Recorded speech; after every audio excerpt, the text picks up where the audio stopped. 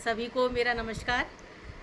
विश्व संगीत दिवस और अंतर्राष्ट्रीय योग दिवस के इस अवसर पर हम सभी इस ऑनलाइन मंच पर एक विशेष प्रयोजन के साथ एकत्रित हैं और वह प्रयोजन है भारतीय संगीत में, भारतीय संस्कृति में संगीत और योग के अंतर संबंध पर व्याख्यान। भारतीय संस्कृति विश्व की प्राचीन और समृद्ध संस्कृति है और इस संस्कृति के संरक्षण व संवर्धन में संगीत और योग का विशेष योगदान हमेशा से ही रहा है। संगीत और योग इसके दो महत्वपूर्ण आधार स्तंभ हैं जो मानव जीवन को शारीरिक, मानसिक और आध्यात्मिक रूप से समृद्ध बनाते हैं। संगीत भावनाओं की अभिव्यक्ति तथा आत्मिक आनंद का माध्यम है, तो वहीं योग शरीर, मन और आत्मा के संतुलन का विज्ञान है। इसलिए संगीत और योग को भारतीय संस्कृति के सशक्त संवाहक के रूप में हमेशा से ही माना जाता रहा है, जाना जाता रहा है। इसी विषय पर विस्तृत रूप से प्रकाश डालने के लिए आज हमारे साथ दो विशिष्ट अतिथि जुड़े हुए हैं। पहली है राजस्थान संगीत संस्थान जयपुर से प्रोफेसर वसुधा सक्सेना तथा गुरुकुल कांगड़ी विश्वविद्यालय हरिद्वार से डॉक्टर ऊधम सिंह। मैं आप दोनों का हृदय से अभिनंदन करती हूँ। साथ ही महाविद्यालय की प्राचार्य प्रोफेसर पल्लवी सिंह और IQAC मेंबर प्रोफेसर कविता कन्नौजिया जी भी हमारे साथ इस मंच पर उपस्थित हैं। मैं उनका भी अभिनंदन करती हूँ और अभिनंदन करती हूँ हमारे साथ जुड़े हुए सभी अन्य प्रवक्ताओं का और हमारे साथ जुड़े सभी छात्र छात्राओं का एवं उनके अभिभावकों का। अब इस चर्चा को आगे बढ़ाते हुए मैं हमारी प्राचार्य प्रोफेसर पल्लवी सिंह से निवेदन करती हूँ कि वह अतिथि वक्ताओं के स्वागत में कुछ शब्द कहें और इस विषय को गति प्रदान करें। प्रोफेसर पल्लवी सिंह। धन्यवाद। सबसे पहले आप सभी का स्वागत है। विषय जो है बहुत ही समसामयिक होने के साथ साथ हमारी संस्कृति का संवाहक भी है। जैसे इन्होंने लिखा है, भारतीय संस्कृति के संवाहक संगीत और सर्वप्रथम मैं विशेषज्ञों का स्वागत करती हूँ। सबसे पहले डॉक्टर वसुधा सक्सेना जी, अध्यक्षा तबला विभाग राजस्थान संगीत संस्थान जयपुर से, जो आज अपना व्याख्यान रखेंगी। मैं उनका हृदय से आभार व्यक्त करती हूँ और साथ ही धन्यवाद देती हूँ कि वो हमारे इस निमंत्रण पर इस विशेष संगोष्ठी में हमारे साथ उपस्थित हैं। हमारे दूसरे विशेषज्ञ हैं doctor Udham Singh, associate professor योग विज्ञान विभाग गुरुकुल कांगड़ी विश्वविद्यालय हरिद्वार। मैं उनका भी स्वागत करती हूँ और साथ ही ये मोनिका संयोजिका है, doctor associate professor doctor Monika को भी धन्यवाद देती हूँ क्योंकि उन्होंने अथक प्रयास से इस कार्यक्रम को संयोजित करके और आज विशेष रूप से 21 जून जो संगीत का भी दिवस है और साथ ही अंतर्राष्ट्रीय योग दिवस भी है, तो इन दोनों का तारतम्य बनाते हुए उन्होंने इसकी प्रस्तुति आज इस मंच पे रखी जो बहुत ही सराहनीय है। IQAC की कोऑर्डिनेटर हमारे साथ जुड़ी हुई हैं professor Kavita Kannaujia, doctor Rashmi painting and drawing से, डॉक्टर रूमी, इन सभी का मैं स्वागत करती हूँ। विशेष रूप से हमारे बच्चों का स्वागत है क्योंकि वो अगर इस सेमिनार से जुड़ते हैं तो दो विशिष्ट विषयों से वो विशेषज्ञों से भी मिलेंगे।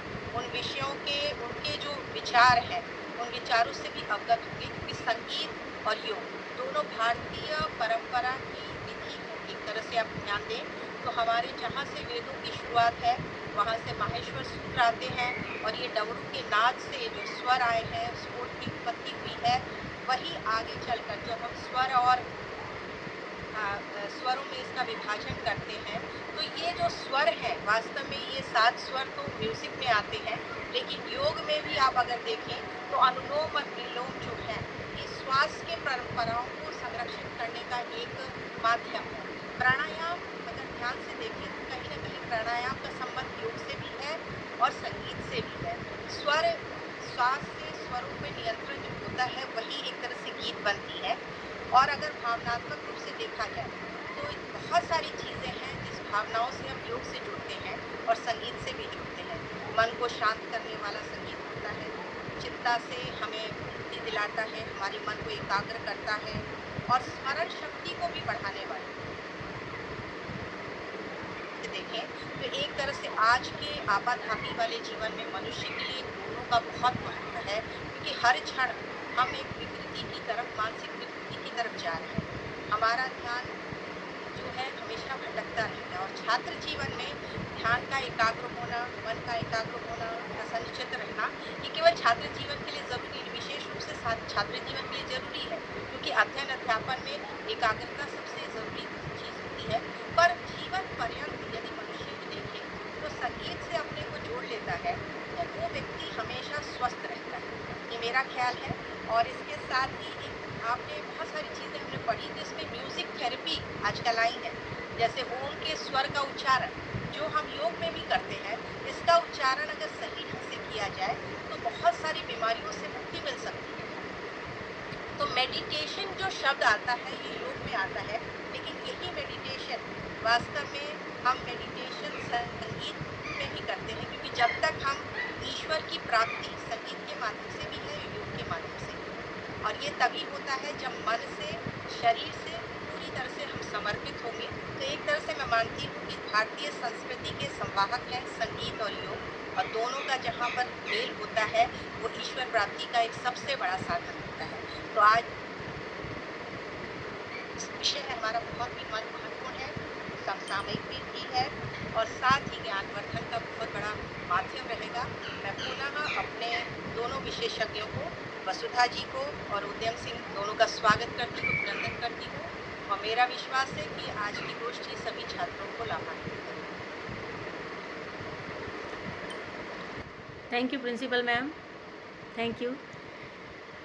अब मैं हमारी पहली संगीत विषय की विशेषज्ञ प्रोफेसर वसुधा सक्सेना जी को आमंत्रित करती हूँ। प्रोफेसर वसुधा सक्सेना जी, जो कि एक प्रतिष्ठित अंतर्राष्ट्रीय तबला वादिका हैं, वर्तमान में राजस्थान संगीत संस्थान जयपुर में विभाग अध्यक्ष तबला के पद पर कार्यरत हैं। आपने श्री शब्बीर अहमद खां से लखनऊ व फर्रुखाबाद घराने में तबला वादन की शिक्षा प्राप्त की। श्री रघुनाथ मिश्र जी से बनारस घराना और श्री रामन खां से दिल्ली घराने की विशिष्ट वादन शैलियों की शिक्षा प्राप्त की। 1985 में आपको संगीत नाटक अकादमी लखनऊ द्वारा प्रथम पुरस्कार से पुरस्कृत किया गया तथा छात्रवृत्ति भी प्रदान की गई। वर्तमान में आप जयपुर आकाशवाणी व दूरदर्शन की बी ग्रेड तबला कलाकार हैं। आप देश के अनेक प्रतिष्ठित संगीत समारोहों में एकल वादन की प्रस्तुति भी करती रही हैं और प्रतिष्ठित कलाकारों के साथ संगत भी करती रही हैं। अनेक शोधार्थी आपके निर्देशन में आज शोध कार्य भी कर रहे हैं। तो ऐसी महान हस्ती आज हमारे बीच में है। मैं एक बार फिर से उनका अभिनंदन करती हूँ और उनसे निवेदन करती हूँ कि अपने व्याख्यान को सभी बच्चों के समक्ष प्रस्तुत करें ताकि हमारे बच्चे उससे लाभ ले सकें। प्रोफेसर वसुधा सक्सेना जी। नमस्कार मोनिका जी, और आपने मुझे यहाँ पर आमंत्रित किया, इसके लिए बहुत बहुत धन्यवाद। और सर्वप्रथम मैं प्रोफेसर पल्लवी सिंह जी को हृदय से धन्यवाद देना चाहूँगी कि उन्होंने मुझे इस कार्य के लिए चुना और मुझे ये अवसर दिया, और इतने शुभ अवसर पर मोनिका जी ने मुझे ये अवसर दिया कि मैं संगीत और योग के बारे में अपने विचार व्यक्त करूँ। तो मैं बहुत लंबा ना इसको फैलाते हुए अपनी बात पर आ जाऊँगी पुनः, क्योंकि योग के हमारे जो गुणीजन और विद्वजन बैठे हुए हैं, उद्यम सिंह जी, वो योग पर बहुत अच्छा बोलेंगे। तो इसलिए मैं योग पर ना जाते हुए मैं ताल में, क्योंकि मैं तबले की प्रोफेसर हूँ, तो मैं ताल का योग से संबंध बताते हुए अपनी बात को प्रस्तुत करती हूँ। और मैं आशा करती हूँ सबसे पहले तो आज योग दिवस और वर्ल्ड म्यूज़िक डे की बहुत बहुत बधाई। और मोनिका जी ने बहुत अच्छे दिन इस विषय को चुना है, तो इसके लिए मैं उनका हृदय से आभार व्यक्त करती हूँ। तो योग और संगीत ये बहुत ही घनिष्ठ संबंध है इसका, और योग के बारे में आप हमारे प्रोफेसर जी बताएंगे अभी मेरे बाद में। तो मैं तबले से इसको संबंध स्थापित करते हुए अपनी बात रखना चाहती हूँ कि ताल जो है वो योग से बहुत निकट है, और ताल का हमारे जीवन में इतना अधिक महत्व है कि वो हमारे रोज़ की दिनचर्या में समाहित ही है। अगर हम शारीरिक तौर पर अगर योग को देखें तो हमारी हृदय गति जो बिल्कुल रिद्म से जुड़ी हुई है, अगर हमारा हार्ट पेशेंट हो जाते हैं या हमारा बीपी हाई या लो हो जाता है, तो वो हमारी ताल की ही अभिव्यक्ति है, तो वो सब हमारे लिए अत्यंत आवश्यक है। तो मैं सर्वप्रथम थोड़ा सा, चूँकि मैं तबले की हूँ और एक प्रैक्टिकल सब्जेक्ट है, तो थोड़ा सा आपको मैं एक इनिशियल उसमें उठान बजा करके बताती हूँ कि तबला दरअसल है क्या और किस तरीके से इसको बजाया जाता है। तो थोड़ा सा 2 मिनट का मैं स्टार्ट करती हूँ, बीच-बीच में मैं बजाती भी रहूँगी और उससे उसको जोड़ करके आपके समक्ष अपनी बात रखने का प्रयास करूँगी।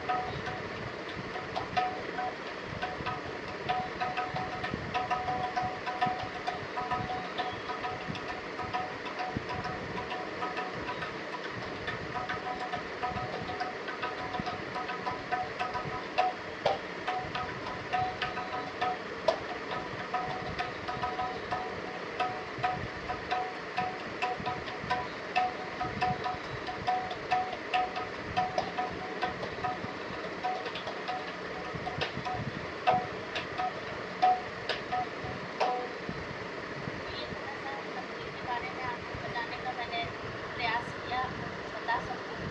तो तबले में सबसे पहले हम अगर योग से इसको जोड़ कर के बात करते हैं, तो सबसे पहले हमारी आती है बैठक कैसी होनी चाहिए।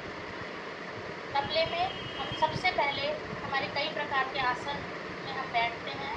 तो सबसे पहले अगर एक आसन आता है पद्मासन, जिसमें दोनों पैरों को जंघाओं पर रख कर के जोड़ा जाता है, जिससे बैकबोन एकदम सीधी रहती है और हमारा उससे सारा पाचन तंत्र ये सब कुछ बहुत दुरुस्त होता है। और जब हमारा योग उससे संबंधित जुड़ा हुआ है, तो ब्रेन पर भी उसका पूरा असर जाता है और तबला वादन की ये विशेष जुड़ाव है इससे।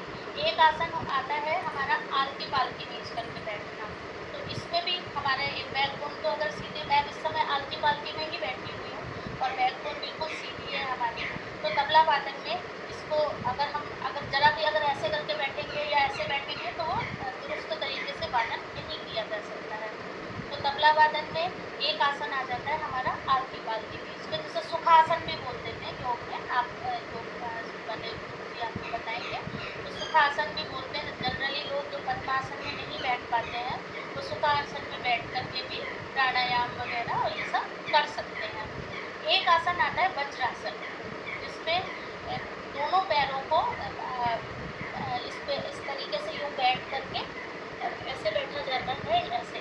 तो इसमें हमारा जो खाना खाने के बाद अगर ये आसन लगाया जाता है, तो ये एक ही आसन है जो खाना खाने के तुरंत बाद हम लगा सकते हैं। बाकी में तो हमारा पाचन तंत्र जो है वो बिल्कुल खाली होना चाहिए, तभी हम योग कर सकते हैं। लेकिन एक वज्रासन ऐसा है जिसमें तबला वादन भी किया जाता है और बनारस घराने में पंडित कंठे महाराज जी, ये सब लोग जो हैं वो वज्रासन में तबला वादन करते हैं।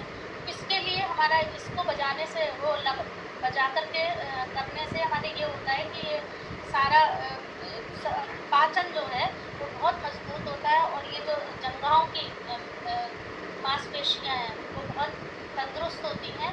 और जब हम इसमें वादन कर रहे हैं तो ऑब्वियसली वो हमारा बहुत ही चरमोत्कर्ष तक होता है। तो कहीं न कहीं हम योग और संगीत दोनों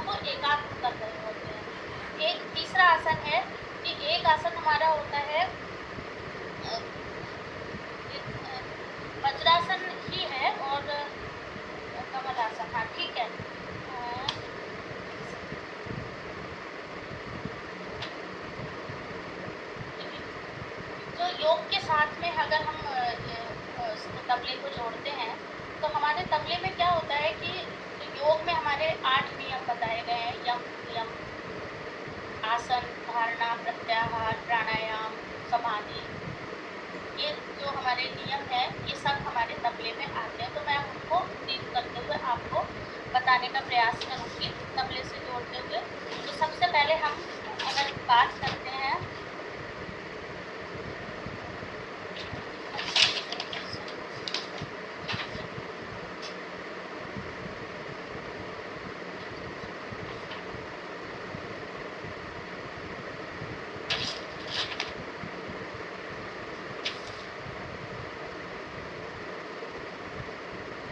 हाँ, अगर हम यम की बात करते हैं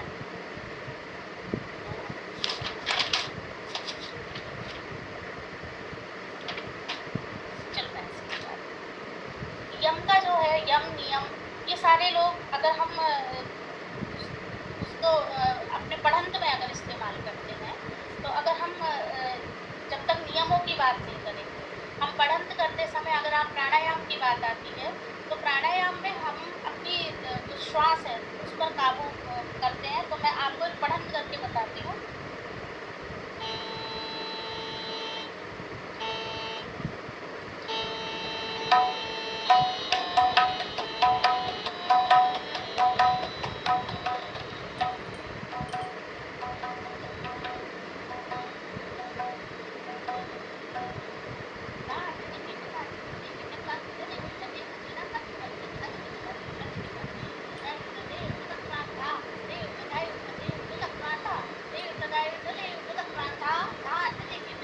ये चक्करदार फरमाइशी है, ये संगीत वाले बच्चे समझ सकते हैं इसको। तो इसमें जो अगर हम पढ़ंत की बात करते हैं, तो हमारे शब्दों में श्वास का बहुत ज़्यादा उसका काबू किया गया है, क्योंकि पढ़ंत करते समय हमें श्वास छोड़नी होती है, रोकनी होती है, और मस्तिष्क हमारा पूरा एकाग्र होता है। इधर लय से हमको उसका संबंध जोड़ना होता है। तो मैं अब इसको बजा करके भी आपको दिखाती हूँ।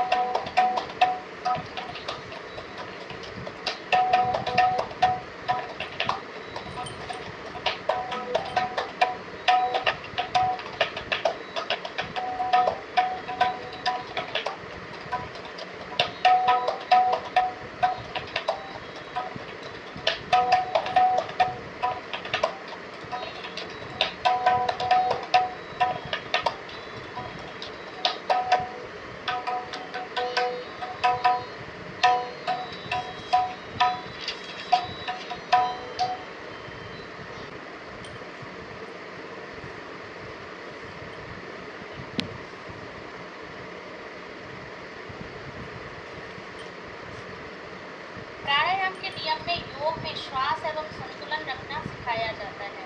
तबला वादन में भी प्राणायाम के पूरक, रेचक, कुंभक आदि का पूर्ण रूपेण पालना की जाती है। वादन में पठंत करते समय श्वास को धीरे धीरे लेने के बाद त्यागना होता है। विलंबित लय में श्वास का ठहराव व द्रुत लय में वादन के पसीने से शरीर के विकार भी निकल जाते हैं। जब हम तबला वादन करते हैं तो पसीना आता है, तो उससे हमारे जो हम पहले तो संतुलन प्राणायाम के द्वारा श्वास पर होता है, वो पसीने के द्वारा उसका विकार भी निकल जाता है। अब इसके बाद आता है प्रत्याहार। इस नियम में इंद्रियों का संयम आता है। तबला वादक अभ्यास में पांचों इंद्रियां आँख, नाक, कान, जीभ और त्वचा को संयमित करके ही वादन में निखार ला सकता है। अतः पूर्णतः इस योग नियम की पालना भी की जाती है। जब हम पढ़ंत करते हैं तो हमारे इसमें प्रत्याहार में सारी इंद्रियों का, इस समय अगर आप देखें तो मेरा पूरा कंट्रोल है अपनी आँख, नाक, कान सभी मैं आप लोगों के संयम से बैठी हुई हूँ, वादन कर रही हूँ। और तो इस कारण से हम इसको यहाँ से संबंध इसका स्थापित किया जा सकता है कि प्रत्याहार में हम सारी इंद्रियों को तबला वादन में अपना समाहित करते हैं। और धारणा, इसका अर्थ दृढ़ संकल्प से है। इसमें व्यक्ति अपने लक्ष्य को पाने के लिए दृढ़ निश्चयी बनता है और तबला वादक अपने वादन को सौंदर्यात्मक कर्णप्रिय बनाने के लिए दृढ़ निश्चयी होकर साधना करने के धारणा नियम की पालना करता है। जब हम इसको दृढ़ निश्चय होकर के जब हम इसका प्रेजेंटेशन करते हैं तो वो हम उस योग के धारणा नियम के अंतर्गत इसको हम संबंध स्थापित कर सकते हैं कि तबला वादन में धारणा का यहाँ पर प्रयोग किया जा रहा है। ध्यान उक्त नियम की पालना कर तबला वादक योग के इस नियम जो ध्यान आता है धारणा के बाद उसकी ओर फिर वो अग्रसित हो जाता है, जिसमें यह परम शक्ति से धीरे धीरे तल्लीन होता है, अपना एकात्म स्थापित करने की कोशिश करता है। संगीत को क्योंकि ब्रह्म के निकट माना गया है, तो जब हम अपना सौंदर्य बोध के साथ उसका प्रदर्शन करते हैं तो हम ध्यान के द्वारा ईश्वर की तरफ बढ़ते हैं और अंत में फिर वो योग का 8वां नियम आता है समाधि। तो समाधि में संगीत के द्वारा हम योग और संगीत के द्वारा हम समाधि से जुड़ जाते हैं और ईश्वर में हम तल्लीन हो जाते हैं। तो वो सारे नियमों की पालना हमारे तबला वादन में आती है और हम इस तरीके से तबला वादन में योग और ताल को समाहित करके उसका एक संबंध स्थापित करने का प्रयास करते हैं और वो मुझे ऐसा प्रतीत होता है कि वो पूरा ही हमारा उससे कहीं ना कहीं जुड़ाव हो जाता है। तो अब मैं अपनी बात को समाप्त करती हूँ और एक चीज़ मैं और कहना चाहूँगी कि योग में हम जितना कुछ सारी चीज़ें इसमें जुड़ती है, लेकिन एक चीज़ हमारे तबला वादन में और अलग से जुड़ जाती है, वो है स्पीच थेरेपी, जिसको हम कहते हैं कि शब्दों का सही से भाषा का उपयोग करना। आप ये महसूस करेंगे कि तबला वादन में एक अगर आप ओठों के बीच में सुई लगा लेंगे तो हमारे जो कोई भी बोल ऐसा नहीं आता है जो हमारे ओठों को सुई छेद दे उसको। तो तबले में जो जिह्वा का प्रयोग है वो बहुत ही क्लिष्ट बोलों को करते हुए और जब वो ताल के साथ में आता है तो हमारी जीभ भाषा बहुत स्पष्ट हो जाती है। तो कई बार एक मेरा शोध भी था स्पीच थेरेपी के ऊपर कि तबला वादन में पढ़ंत के द्वारा स्पीच थेरेपी भाषा को कैसे सुधार किया जा सकता है। जैसे कुछ बच्चे जो हकलाते हैं उनकी भाषा को अगर हम तबले के बोलों से पढ़ंत करवाते हैं तो वो काफ़ी हद तक उनकी जो बोलने की क्षमता है उसमें सुधार आता है।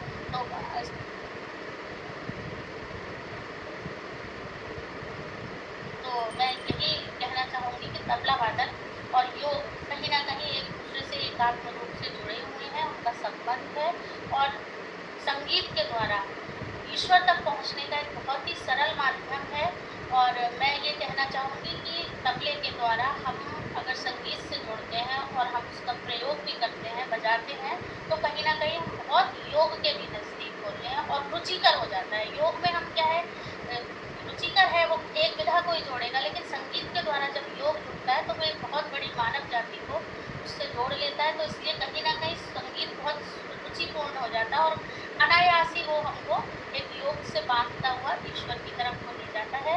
तो अंत में मैं अपनी एक रचना के साथ में अपने व्याख्यान को यही समाप्त करूँगी, क्योंकि समय का अभाव है और ऑनलाइन में हम थोड़ा सा समय को काफ़ी बांध करके चलते हैं। तो मैं एक अंत में अपना एक कायदा बजा करके और अपनी बात को ख़त्म करूँगी। तो मेरी पेश है आपके सामने एक कायदा।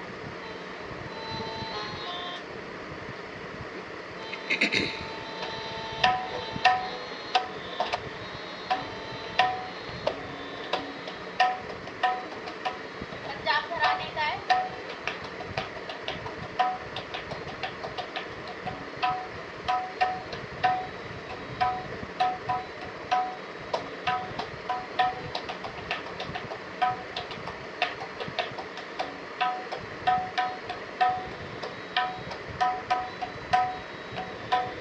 अब मैं इसमें आपको ये बताना चाहूँगी, अब जैसे मैं तबले के बच्चे ये समझेंगे कि एक बराबर की लय चलती थी, एक एक बीट पर हम एक एक बोल को बोल रहे हैं।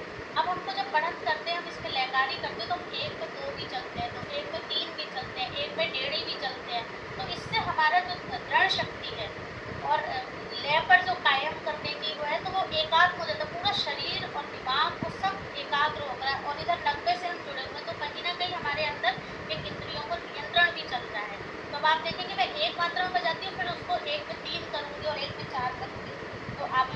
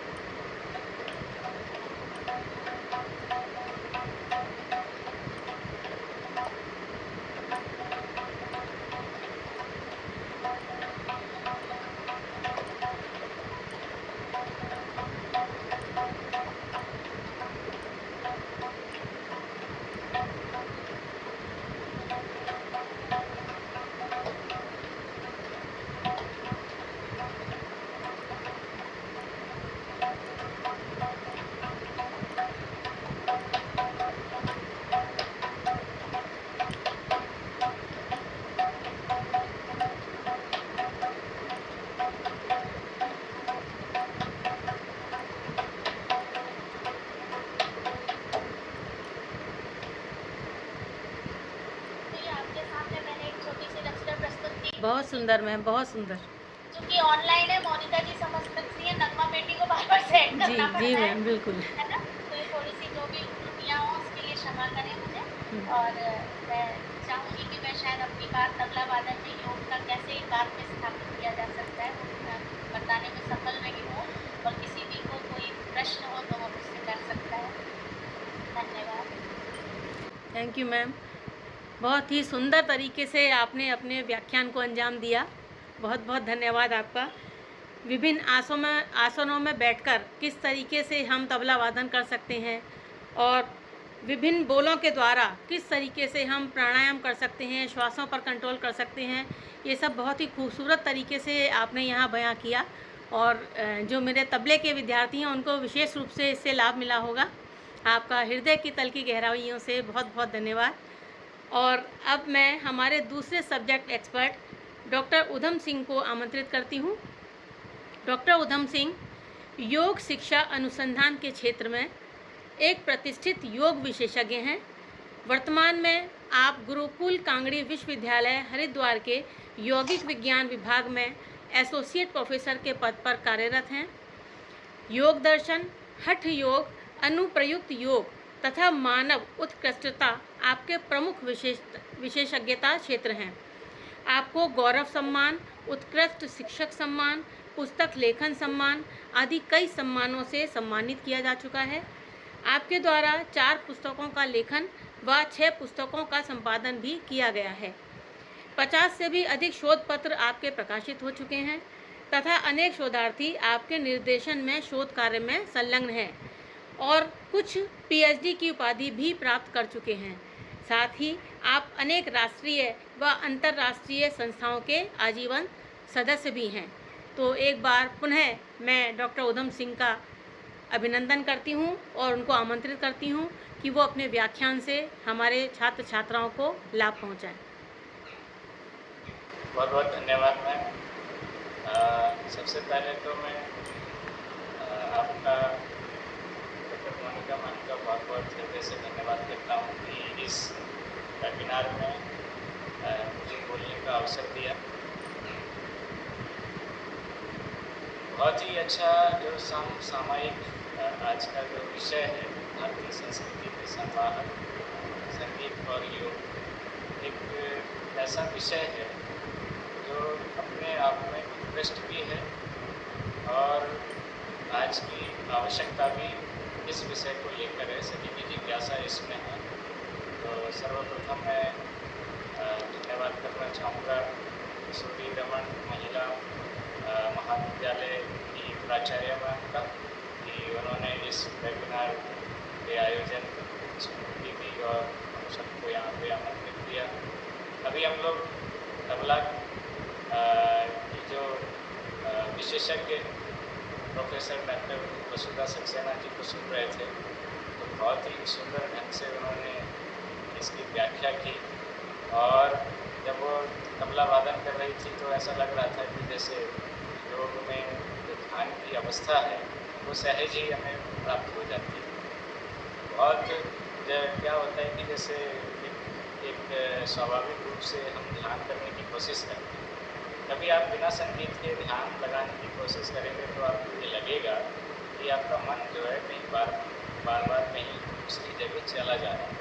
लेकिन जैसे ही आप संगीत पे एकाग्र होते हैं और संगीत आपके साथ में बज रहा होता है तो फिर आपका मन संगीत में ही लीन हो जाता है, वो कहीं इधर उधर डाइवर्ट नहीं होता। ये संगीत की एक विशेषता है जो मन को, चित्त को हर लेता है।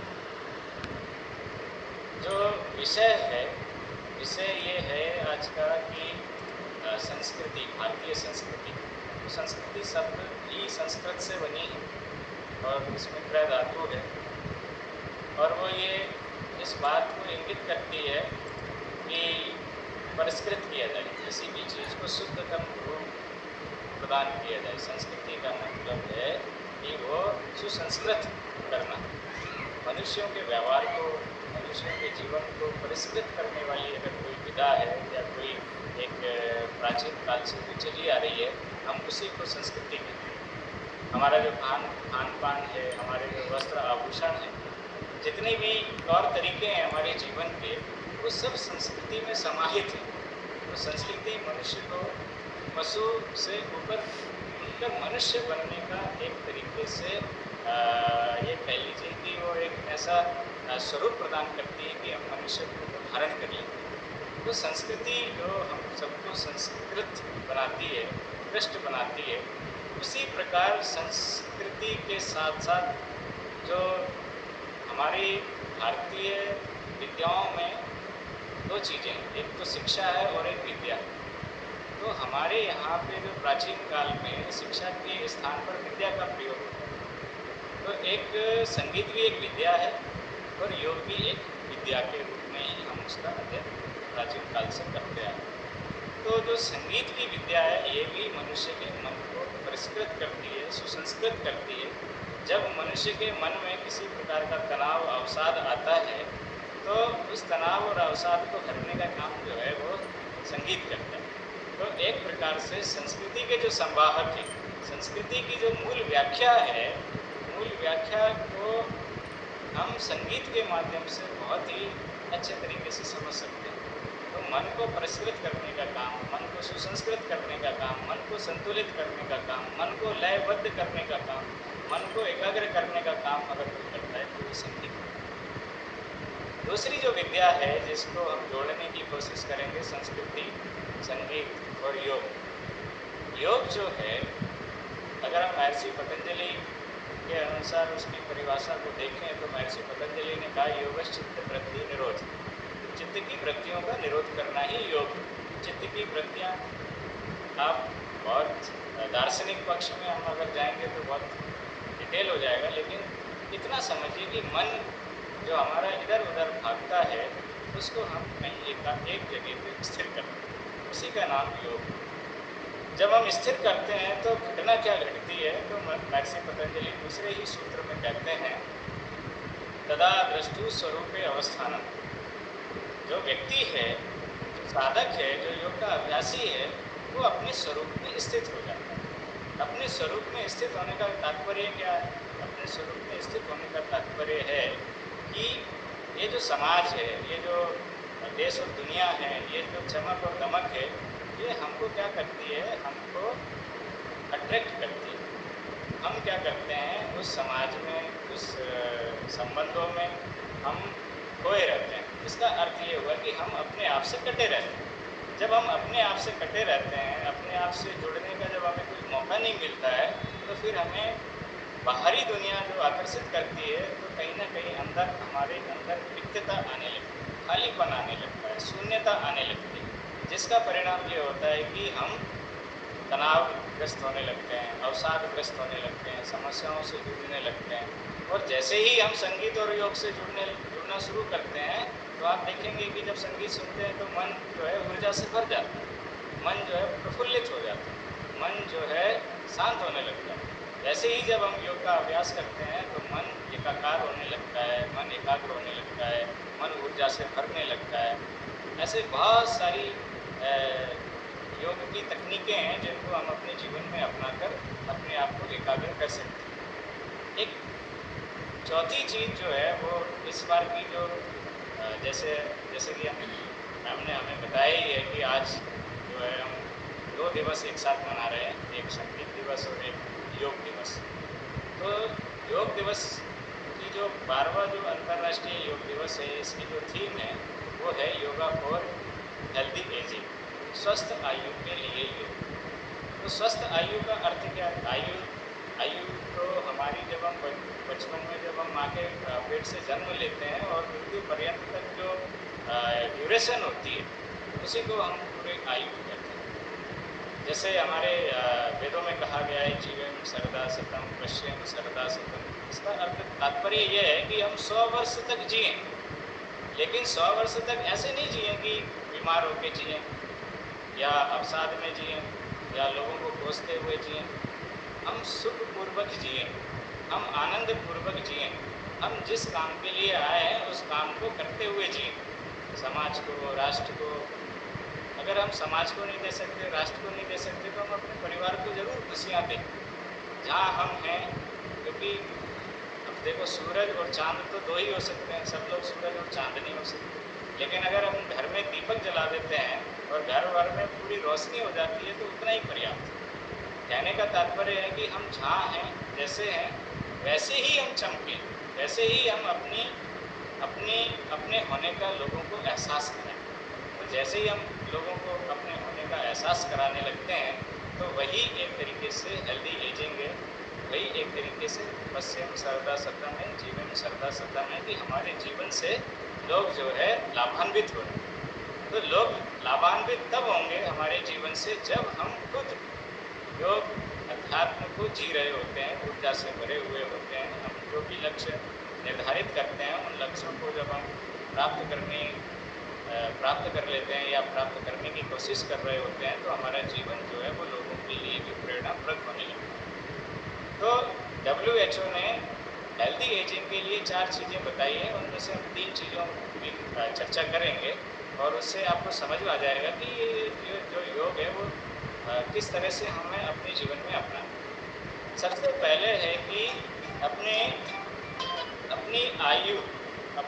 आयु के लिए एक जो दृष्टिकोण है, एक अपने प्रति जो दृष्टिकोण है उसमें परिवर्तन लाए। सबसे बड़ी बात है कि हम अगर अपने दृष्टिकोण को, जैसे हम सब जगह सुनते हैं कि हमें सकारात्मक दृष्टिकोण को अपनाना चाहिए, हमें पॉजिटिव सोचना चाहिए। सभी लोग कहते हैं, आप जहाँ भी जाएंगे, आप छोटी छोटी जगह भी जाएंगे, कोई छोटा बड़ा विद्वान भी होगा तो वो ये कहेगा कि सकारात्मक चिंतन करना चाहिए, अच्छे तरीके से सोचना चाहिए। हाँ, हम भी ये कहते हैं कि अच्छे तरीके से सोचना चाहिए, लेकिन दृष्टिकोण कैसा हो तो सकारात्मक दृष्टिकोण हो, देखने का जो नज़रिया हो वो सही तरीके से हो। लेकिन उस नज़रिए को कंटिन्यू बनाए रखने के लिए, क्योंकि सकारात्मक जब हम सोचते हैं तो नकारात्मक चीज़ें हमारे आसपास होती हैं, वो हमें पॉजिटिव नहीं रहने देती। तो हमें क्या करना चाहिए, हमें दूसरी चीज़ करनी चाहिए कि हमें पॉजिटिव एनवायरनमेंट क्रिएट करना चाहिए। जो हम सोच रहे हैं वो सोचते रहें लगातार, उसको बनाए रखने के लिए हमें इन्वायरमेंट क्रिएट करना चाहिए। इन्वायरमेंट क्रिएट करने का तात्पर्य ये है कि मान लीजिए अगर हम योग अभ्यास कर रहे हैं तो हमें क्या करना है, हमें शांत वातावरण की आवश्यकता है, जहाँ शोरगुल ना हो ऐसे स्थान की आवश्यकता है, जहाँ पे ताजगी पूर्ण हवाएं चल रही हों ऐसे स्थान की आवश्यकता है। इसका मतलब है कि वो वातावरण का निर्माण करना बहुत ही आवश्यक है। अगर हम सकारात्मक जीवन को अपनाना चाह रहे हैं, दृष्टिकोण को अपनाना चाह रहे हैं तो सकारात्मक वातावरण का निर्माण करना हमारी जिम्मेदारी है। अगर हमें कोई अवसाद आ रहा है, हमें अगर कोई तनाव आ रहा है, तो अगर आप आसपास के लोगों को देखेंगे तो बहुत सारे ऐसे लोग हैं जो आपको हतोत्साहित करते हैं, आपको जो डिमोटिवेट करते हैं। डिमोटिवेट जो करते हैं, जो आपकी उपलब्धियों से चिढ़ते हैं या जो आपके होने पर जो असहज महसूस करने लगते हैं, तो उन लोगों से थोड़ा सा दूरी बना के रखिए। और जैसे ही आप देखेंगे कि जैसे ही आपने दूरी बना के रखी, वैसे ही क्या होगा कि आपका वातावरण जो है वो आपके एटीट्यूड के अकॉर्डिंग, आपके दृष्टिकोण के अकॉर्डिंग बनता चला जाएगा। लेकिन हम क्या करते हैं, हम नकारात्मकता के साथ जीने के आदी हो जाते हैं और हम वो इन्वायरमेंट को क्रिएट नहीं कर पाते जो हम अपने जीवन में चाहते हैं। तो सबसे पहले है एक योग के प्रति, एक योग के अभ्यास के लिए अपना दृष्टिकोण निर्मित करें और फिर दृष्टिकोण निर्मित करने के बाद वो दृष्टिकोण हमारा साथ दे और वो दृष्टिकोण पर हम स्थिर हो सकें, उसके लिए हमें उसका वातावरण का निर्माण करना चाहिए। जैसे हमारे पास विद्यार्थी जुड़े हुए हैं और संगीत से जुड़े हुए हैं, तो संगीत जब वो सीखेंगे तो पहले हमें मन तैयार करना है कि हमें ये इस विधा में हमें पारंगत होना है और शिखर पर जाना है। ये हमने सोचा है, अपना दृष्टिकोण निर्मित किया, फिर हमें क्या करना है, उस प्रैक्टिस के लिए हमें एनवायरनमेंट क्रिएट करना है। ऐसे लोग हमें आसपास रखते हैं जो हमें उसमें पॉजिटिव वाइब्स हमें दे, प्रेरणा प्रदान करें, जो हमारी त्रुटियों को इंडिकेट ना करें। तो ये तीसरी चीज़। फिर चौथी चीज़ ये है कि इस जो एनवायरनमेंट हमने क्रिएट किया है, जो दृष्टिकोण हमने क्रिएट किया है, फिर जो है लंबे समय तक उन चीज़ों का अभ्यास करें। मान लीजिए अगर हम इनका अभ्यास करें तो सबसे पहले हमें अपने भोजन पे ध्यान देना चाहिए। अगर हम भोजन पे ध्यान नहीं देंगे तो क्या होगा, नाना प्रकार के रोग पैदा होने लगेंगे। तो बहुत ज़्यादा यहाँ पे भोजन में हम डिटेल नहीं करेंगे, एक छोटी सी बात कहेंगे कि योग के जो ग्रंथ हैं उनमें मिताहार का वर्णन आया। मिताहार का मतलब, मित शब्द का मतलब होता है जैसे मितभाषी, मितभोजी, है ना। मितभोजी का मतलब क्या है, बहुत थोड़ा खाना। मितभाषी का मतलब है बहुत थोड़ा बोलना। मतलब मित शब्द का मतलब है कि बहुत कम खाना। आप देखेंगे कि पूरी दुनिया में कई सारे शोध हुए हैं जिन पे ये कहा गया है कि बहुत ज़्यादा खाने से ज़्यादा नहीं जीते आदमी, कम खाने से ज़्यादा जीते हैं। जो ज़्यादा खाते हैं वो जल्दी ही अपनी एक तरीके से आयु पूरी कर लेते हैं, शरीर समाप्त हो जाता है। जो कम खाते हैं वो लंबे समय तक जीवन जीते हैं। बहुत सारे लोग ऐसे कहेंगे कि अगर हमें proper nutrients, vitamins, protein, carbohydrate अगर ये नहीं मिलेंगे तो हम मर ही जाएंगे या एनर्जी लेवल हमारा लो हो जाएगा। ऐसी ऐसी बात नहीं है। जो भी हमारा डाइट है वो कंप्लीट डाइट होनी चाहिए। उसमें कार्बोहाइड्रेट भी हो, प्रोटीन भी हो, मिनरल्स भी हो, विटामिन्स भी हो, सारी चीज़ें हो, कंप्लीट हो। लेकिन भोजन कितना करना है, आधा पेट भोजन करना है। क्या होता है कि जब हम भोजन कर लेते हैं तो उसके बाद फिर अगर हमें आयुर्वेद में कहा गया है कि अगर हमें उत्साह आता है, बल मिलता है, शक्ति प्राप्त होती है और एक तरीके से उत्साह फील अगर होता है, तो जब हम भोजन करने के बाद अगर हमें ये फील हो रहा है तो इसका मतलब है कि आपने भोजन किया। अगर भोजन करने के बाद आलस्य आ रहा है, सोने का मन कर रहा है, इसका तात्पर्य हुआ कि आपने अधिक भोजन कर लिया। फिर आप कितना भी योगाभ्यास कर लेंगे, कितनी भी चीज़ें कर लेंगे, फिर वो आपके लिए फ़ायदेमंद नहीं है।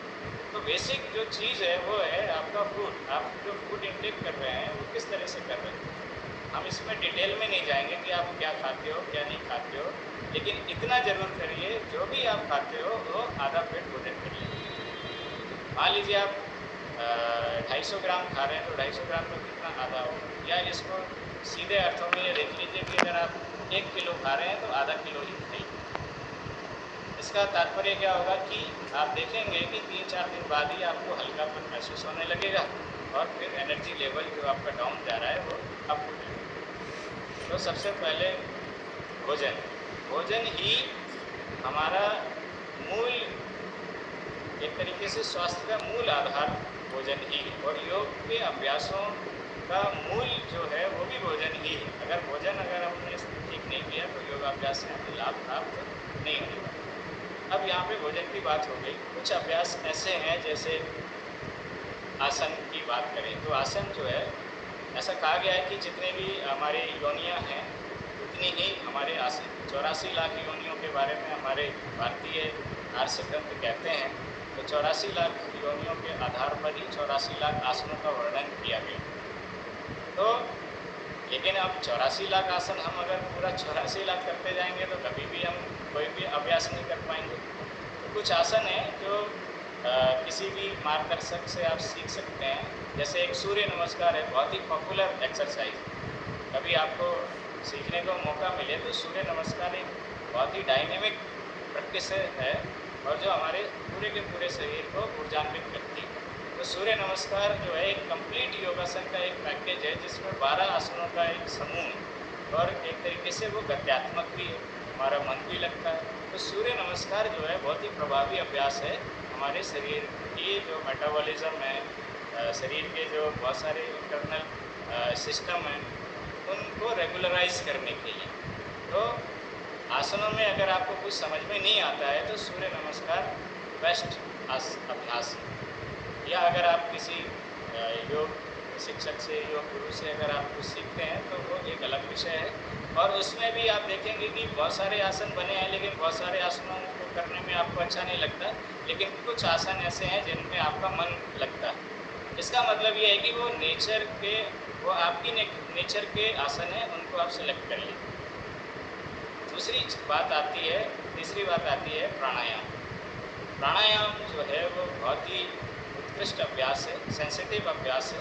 सेंसिटिव अभ्यास का मतलब है कि प्राणायाम श्वास लेना और छोड़ना ही नहीं है। श्वास लेना और छोड़ना ही नहीं है, क्योंकि हमारा जो शरीर है, शरीर आयुर्वेद का ऐसा मानना है कि शरीर को धारण करने वाला अगर कोई है तो वो है प्राण। प्राण ही शरीर की ऊर्जा को धारण, एक तरीके से शरीर को धारण करता है। अगर किसी व्यक्ति से प्राण निकल जाता है तो शरीर एकदम निश्चेष्ट हो जाता है। तो शरीर को धारण करने वाला प्राण है, और प्राण को मजबूत बनाने के लिए अगर कोई अभ्यास है तो वो प्राणायाम के अभ्यास है।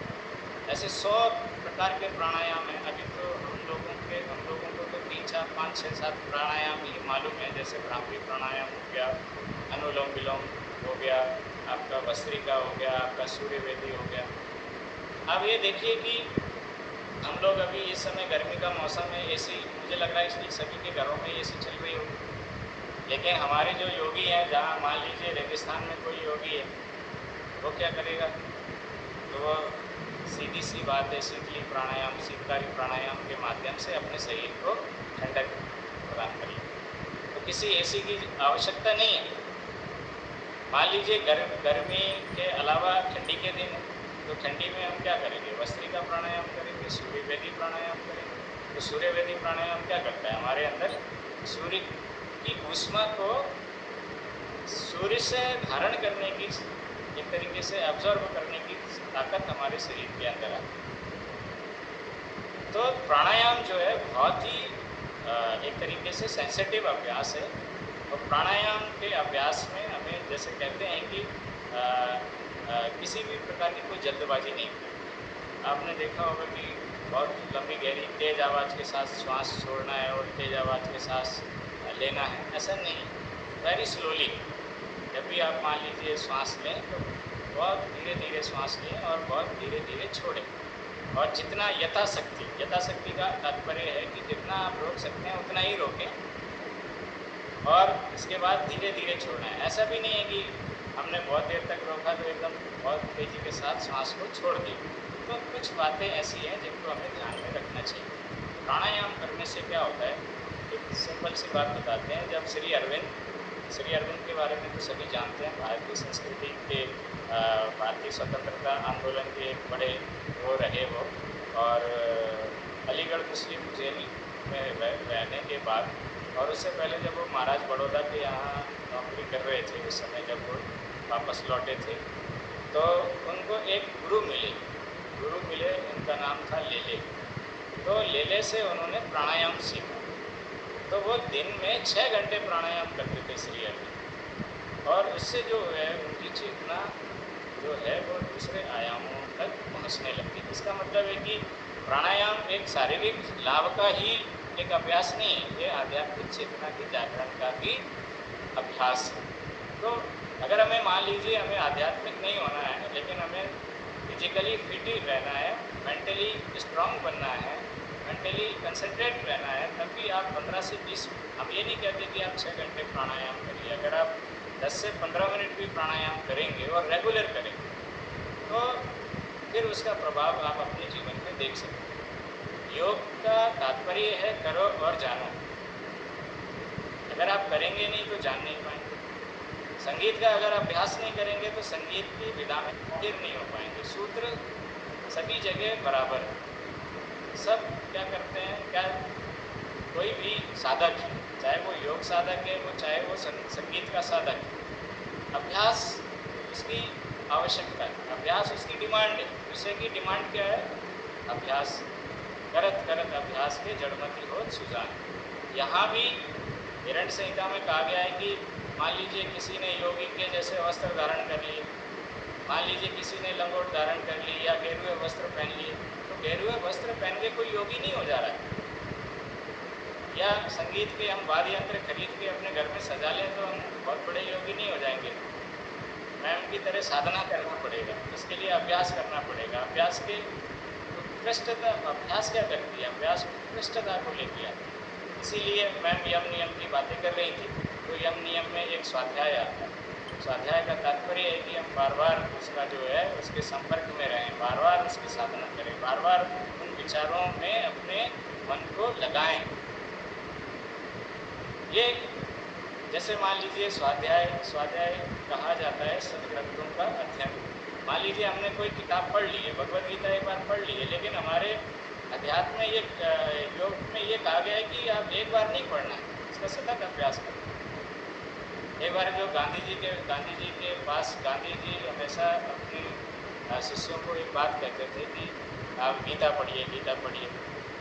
गांधी जी का अपना अनुभव था कि वो कहते थे कि जो मैं जब भी कभी परेशानी में, अवसाद में, कठिनाई में, जब भी गीता को मैंने पढ़ा तो मुझे वहाँ पे समाधान मिला।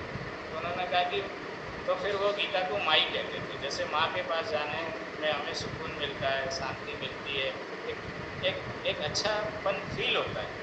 मतलब सभी चिंता तनाव छोड़ के माँ की गोद में बैठ जाओ, इससे अच्छा और कोई सुकून शांति का स्थल नहीं हो सकता।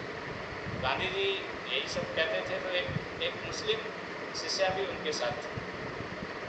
तो ये जब कोई व्यक्ति बार बार कहे तो वो मुस्लिम शिष्या ने कहा एक दिन जाके कि मेरा तो जो रिलीजन है वो तो एकदम गीता को तो स्वीकार ही नहीं करता, मेरा मस्तिष्क गीता को स्वीकार नहीं करता है, और आप कहते हो कि गीता का स्वाध्याय करिए, गीता को पढ़िए, मुझे गीता समझ में नहीं आती, आप मुझे समझा दीजिए।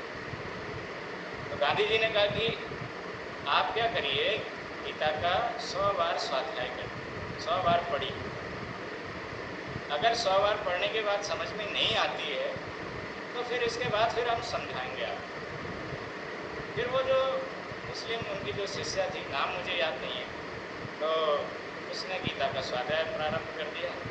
और फिर वो कभी गांधी जी के पास नहीं गई। क्यों नहीं गई? क्योंकि उसने 100 बार उसको जैसे जैसे रिपीट किया। तो 100 बार में जब हम रिपीट करते हैं कोई चीज़, जब हम बार बार पढ़ते हैं तो बार बार पढ़ने के बाद भी हमें ऐसा लगता है कि ये नया कुछ है, नया कुछ है, नया कुछ है, नया कुछ है। जैसे हम रियाज करते हैं तो नया कुछ हमने सीख लिया है, नई कुछ उपलब्धियाँ हमने हासिल कर ली। आज हमने ये चीज़ सीख ली, जैसे मैम बोल रही थी, ये जो 2 बार का है, ये 3 बार है, ये 4 बार। मैं उसकी भाषा में नहीं बोल पा रहा हूँ, लेकिन मैं उसको समझ सकता हूँ। तो ये कैसे होता है? जब हम कंटिन्यू उसमें सतत रूप से जब हम उसको अभ्यास करते हैं तो हम उस विधा को डिकोड करने लग जाते हैं। एक तरीके से डिकोड जैसे करते हैं तो वो हमारी अपनी हो जाती है। ऐसे ही जब हम श्वासों का अभ्यास करते हैं, प्राणायाम का अभ्यास करते हैं, आसनों का अभ्यास करते हैं, ध्यान का अभ्यास करते हैं, तो धीरे धीरे हमारी चीज़ें बदलने लगती हैं, जीवन में परिवर्तन आने लगते हैं। तो बहुत सारी ऐसी अभ्यास हैं जो मन को हमारे एकाग्र बनाती है। जैसे मान लीजिए मैम ने कहा था कि 1-2 अभ्यास भी आप करा के दिखा दें। मैंने कहा एक छोटा सा अभ्यास है, देखो मन की एकाग्रता कितनी जल्दी से विकसित होती है। आप इसका एक सिंपल सा उदाहरण देखेंगे।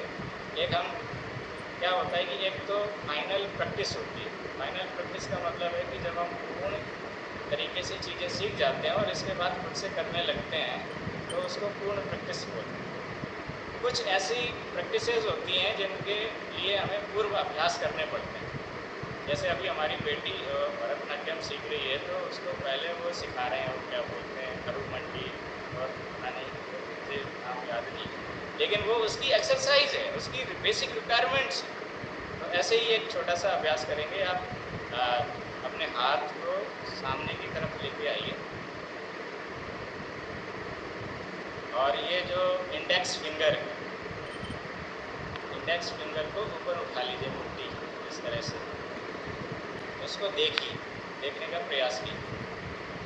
तो कम से कम 1.5 से जितना हाथ आप दूर लेके जाएं, जितना आप दूर रख सकते हैं उतना करिए, पास में नहीं लाना है, दूर रखिए और कंटिन्यू गेज करिए, देखते रहिए उसकी टिप को, फिंगर की टिप को देखते रहिए और धीरे धीरे उसको करीब लेके आना है अपने आईब्रो सेंटर के पास। आपको पलक नहीं झपकाना है और कंटिन्यू उसको देखते जाना है।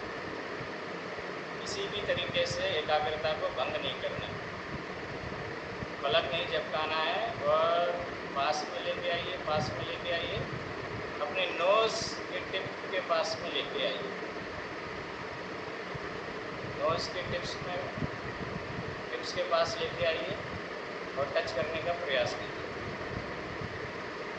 धीरे से क्या करिए, वापस दूर लेके आइए, धीरे धीरे दूर लेके जाइए, जहाँ से आपने स्टार्ट किया था वहीं लेके जाइए इसको।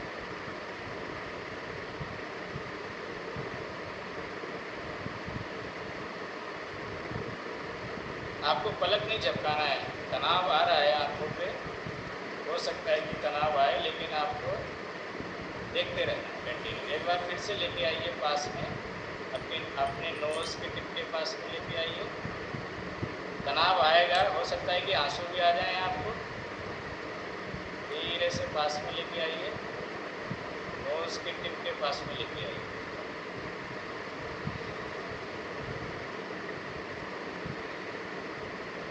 धीरे से वापस लेके आइए जहाँ से आपने स्टार्ट किया था। धीरे से अपनी आंखें बंद कर लीजिए, दोनों हथेलियों को तेज़ी के साथ रगड़िए और अपनी हथेलियों के बीच में अपनी आँखों को हल्का सा रब करिए। अगर आपको कोई तनाव है आँखों पे, पलकों पे, उसको हल्के से रब करिए, आँखें खोलिए। आप देखेंगे कि जब हम ये अभ्यास कर रहे थे तो अभ्यास के दौरान हमारा केवल मन कहाँ था, फिंगर की टिप के ऊपर मन पूरी तरीके से एकाग्र हो गया। और इसका जो फाइनल प्रैक्टिस है वो क्या है, नोज़ की टिप को देखना, जिसको बोलते हैं नासिकाग्र मुद्रा। आप देखने का प्रयास कीजिए, क्या आप अपनी आँखों से नोज़ की टिप को देख पा रहे हैं क्या? देखिए ज़रा।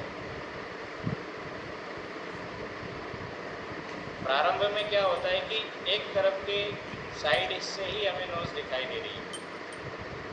आप देखिए, देखने का प्रयास करिए।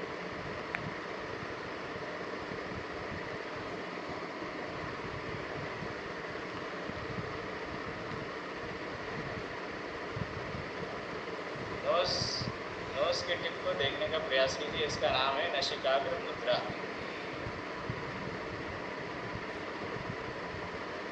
फिर से दोनों हथेलियों को रगड़िए, अपने आँखों से, पलकों से लगाइए।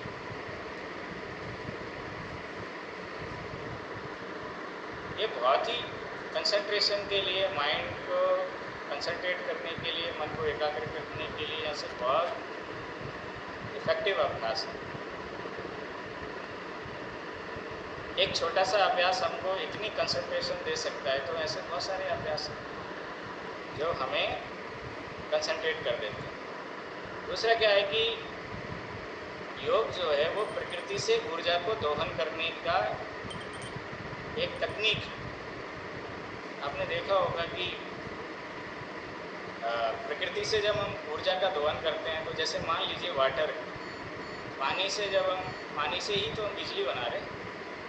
ये भौतिक रूप में जो पानी उपलब्ध है उसको एक फ्लो में डाल के टरबाइन लगा के इलेक्ट्रिसिटी जनरेट कर। ऐसे ही विश्व ब्रह्मांड में ऊर्जा भरी हुई है, उसको हम परमात्मा के साथ एकाकार होने के तौर तरीक़ों पे जब हम देखते हैं, तो जो जितने भी ध्यान के माध्यम हैं, जैसे मान लीजिए हम सूर्य का ध्यान करते हैं, जो लोग डल फील करते हैं या जो लोग लो एनर्जी लेवल फील करते हैं, उनको सूर्य का ध्यान करना चाहिए। क्यों? क्योंकि लो ऑफ एनर्जी, मान लीजिए ऊर्जा का जो स्तर है, अगर वो न्यूनतम है, सूर्य का जब हम ध्यान करेंगे तो हमारी ऊर्जा का स्तर बढ़ने लगेगा। अगर मान लीजिए कोई बहुत ज़्यादा चिड़चिड़ा है, तनाव में आ जाता है, क्रोधित हो जाता है, तो उसको क्या करना चाहिए? चंद्रमा का ध्यान करना चाहिए, वो शीतलता लेके आता है। तो ये ध्यान जो है वो एक प्रकार से ऊर्जा के आदान और प्रदान करने का एक सशक्त माध्यम है। वैसे बहुत सारी बातें हैं जो हम लोग यहाँ कर सकते हैं। तो कहने का तात्पर्य इतना ही है कि योग भी हमको परिष्कृत करता है, हमारे शरीर के जो संस्थान हैं उन सबको निरोगी बनाता है, सुचारू बनाता है और मन को भी परिष्कृत करता है, मन को भी एकाग्र करने का काम करता है। ये संगीत भी हमारे मन को एकाग्र करता है, अलाइन करता है, संतुलन में लेके आता है, संस्कृत करता है। और संस्कृति का मूल जो अर्थ है वो भी सुसंस्कृत करना है, मनुष्य को मनुष्य बनाना है। और मनुष्य को मनुष्यत्व मिले उसके लिए संगीत और योग की साधना अनिवार्य है। इसीलिए हम सब लोग साधक हैं और संगीत और योग की साधना हमारे जीवन में अगर आ जाएगी तो फिर हम अपने बोध को, अपने स्वरूप को प्राप्त कर सकते हैं, जो योग का चरम लक्ष्य है। तो मैं बहुत बहुत धन्यवाद करना चाहूँगा डॉक्टर मोनिका मैम का, कि उन्होंने बहुत ही सुंदर विषय यहाँ पे रखा और प्रतिभागियों के साथ साथ हमें भी इस पे बोलने का अवसर दिया। तो मैं आपको बहुत बहुत धन्यवाद करता हूँ और साधुवाद देता हूँ। साथ में वसुधा मैम ने आज जो प्रस्तुति दी है, उससे ऐसा लगता है कि संगीत को ज़्यादा से ज़्यादा सुनना चाहिए, जिससे कि हम योग के और करीब पहुँच जाएँ। ये दोनों एक दूसरे के पूरक हैं और मैं हृदय की गहराइयों से मैम प्रोफेसर पल्लवी सिंह जी का भी धन्यवाद करना चाहूँगा कि उन्होंने एक सुंदर आयोजन की व्यवस्था की। पुनः बहुत बहुत धन्यवाद आपका। थैंक यू सर, आपका बहुत बहुत धन्यवाद। भारतीय संस्कृति के परिप्रेक्ष्य में आपने जो योग की सुंदर व्याख्या प्रस्तुत की, उससे हमारे जितने भी छात्र छात्राएं और शिक्षक यहाँ उपस्थित हैं वो अवश्य रूप से लाभान्वित हुए होंगे। और अब मैं औपचारिक रूप से आप सभी का धन्यवाद ज्ञापन करने के लिए प्रोफेसर कविता कन्नौजिया जी को यहाँ आमंत्रित कर रही हूँ कि वो आएँ और आपको धन्यवाद दें। प्रोफेसर कविता कन्नौजिया। आवाज़ आ रही मोनिका जी? जी बिल्कुल मैम। सभी को आज योग दिवस के बहुत बहुत बधाई और शुभकामनाएं। आज 21 जून एक महत्वपूर्ण दिवस है। इस दिवस पे हम लोग विश्व संगीत दिवस और योग दिवस दोनों ही मना रहे हैं। किशोरी रमन महिला महाविद्यालय मथुरा के संगीत तबला विभाग द्वारा एक सराहनीय प्रयास किया गया है। हम सभी एक मंच पर भारतीय संस्कृति के संवाहक संगीत एवं योग विषय पर चर्चा किए हैं। इस कार्यक्रम में संगीत एवं योग में क्या संबंध है और विषय विशेषज्ञ जो हमारे आज बीच उपस्थित हैं, उनके द्वारा महत्वपूर्ण जो पहलुएं हैं इसके, उस पर बहुत ही विस्तृत एवं गहराई से चर्चा की गई है। और निष्कर्ष रूप में अगर हम कहें तो एक स्वस्थ समाज के निर्माण में संगीत एवं योग का बड़ा ही, क्योंकि हमारे समाज में हम ही लोग जुड़े हुए हैं और हमारे विद्यार्थी महत्वपूर्ण है, युवा पीढ़ी महत्वपूर्ण है और इस समय युवा पीढ़ी कुछ ज़्यादा ही अपनी संस्कृति से जुड़ रहा है। उसको एकाग्रता की बहुत ज़रूरत है, तभी वो निश्चित रूप से कुछ कर पाएगा। एकाग्रता में संगीत और योग का बड़ा ही अच्छा जो आज चर्चा हुआ है, इससे हमारे विद्यार्थियों को बहुत ही लाभ हो। योग शरीर, मन और आत्मा को जोड़ता है, वहीं संगीत भावनाओं को शुद्ध करके आंतरिक शांति व आनंद प्रदान करता है। योग में श्वास का महत्व है। संगीत में भी लय, ताल और सांसों के नियंत्रण पर भी ध्यान दिया जाता है। ध्यान और योग आसनों के दौरान वाद्य यंत्रों का प्रयोग एकाग्रता को बढ़ाता है और व्यक्ति गहराई से योग में पहुंच जाता है। इस मंच पर हमारे विषय विशेषज्ञों द्वारा संगीत व योग विषय में विस्तृत चर्चा हुई और हम सभी लोग इससे लाभान्वित हुए। इसके लिए आप सभी लोगों को बहुत बहुत आभार एवं क्योंकि इस कार्यक्रम में हमारे प्राचार्य प्रोफेसर पल्लवी सिंह जी का बहुत बड़ा ही योगदान है। उन्होंने आज इस दिन के लिए एक महत्वपूर्ण विषय चुना और हमारे मार्गदर्शन की और उनकी प्रेरणा से ही आज ये हमारा कार्यक्रम सफल हुआ। उनके लिए भी बहुत बहुत आभार एवं आज हमारे कार्यक्रम के मुख्य विषय विशेषज्ञ के रूप में प्रोफेसर वसुधा सक्सेना, विभागाध्यक्ष तबला विभाग, राजस्थान संगीत संस्थान जयपुर से मंच को सुशोभित कर रही थी।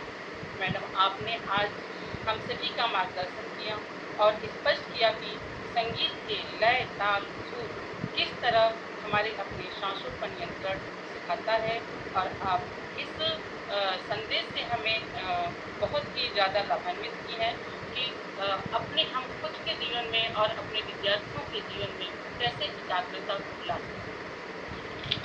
कार्यक्रम में अतिथि विशेषज्ञ डॉक्टर बुधन सिंह जी योग विज्ञान विभाग गुरुकुल कांगड़ी विश्वविद्यालय हरिद्वार से जुड़े हैं। सर, आज के इस महत्वपूर्ण दिवस पर आप अपना अमूल्य समय निकालकर हमारे साथ जुड़कर हमारा और हमारे बच्चों का जो मार्गदर्शन किया है वो सराहनीय है। सर, इस कार्य के लिए आपने जो भी अपना समय निकाला और हम लोग के बीच अपने अनुभव, अपनी जो जानकारियाँ थी शेयर की, वो हमारे जीवन में बहुत ही ज्ञानवर्धक है। सर, आपको बहुत बहुत धन्यवाद देता हूँ। धन्यवाद की इसी कड़ी में विभिन्न विश्वविद्यालय महाविद्यालय से जुड़े सहयोगी प्रतिभागियों एवं अपने फैकल्टी मेंबर्स को भी मैं बहुत बहुत धन्यवाद और आभार व्यक्त करती हूँ, क्योंकि आपके इसमें जुड़ने से हमारे इस कार्यक्रम की शोभा बढ़ी है और हमारा कार्यक्रम सफल हुआ। धन्यवाद सभी विद्यार्थियों एवं छात्राओं का भी, जिनके लिए ये कार्यक्रम चलाया गया था। उन बच्चियों ने जुड़ करके इसका जो लाभ प्राप्त किया है वो उनके जीवन में अवश्य ही कहीं न कहीं काम आएगा। कार्यक्रम की संयोजिका डॉक्टर मोनिका दीक्षित, जो हमारे महाविद्यालय में संगीत तबला विभाग में है, उनके अथक प्रयास से ये कार्यक्रम का संयोजन हुआ था और ये कार्यक्रम बहुत ही सफल हुआ। अंत में मैं इस मंच में या इस कार्यक्रम से जुड़े सभी जो विद्वानजन हैं या अन्य जिनको मैं नहीं जानती हूँ, मैं नहीं जान पा रही हूँ, उनको भी बहुत बहुत धन्यवाद देता हूँ। Thank you Kavita ma'am. अब इस व्याख्यान माला के समापन की ओर हम चलते हैं और मैं एक बार फिर से आप सभी का हार्दिक अभिनंदन करती हूँ, हार्दिक आभार प्रकट करती हूँ। विशेष रूप से हमारे दोनों विषय विशेषज्ञ, आप दोनों ने ही भारतीय संस्कृति के संवाहक के रूप में संगीत और योग की जो सुंदर व्याख्या यहाँ प्रस्तुत की, उसके लिए आप दोनों का हृदय तल की गहराइयों से बहुत बहुत आभार, बहुत बहुत धन्यवाद। आप दोनों ने अपना अमूल्य समय हमें यहाँ दिया और हमारी प्रिंसिपल मैम प्रोफेसर कविता कन्नौजिया, आप सभी का विशेष रूप से धन्यवाद कि आपने मुझे इस कार्य में सहयोग दिया। एक बार पुनः दिल से सभी का आभार, सभी का धन्यवाद। नमस्कार।